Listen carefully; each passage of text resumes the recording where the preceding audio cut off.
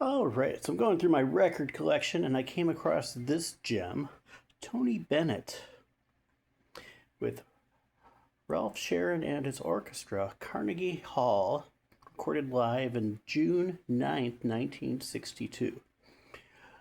The resonance of this man's voice is phenomenal. The way he can throw in the vibrato when needed and steady, stable pitch and the deepness of his voice is just astounding. See at the back here, there are various pictures from that night.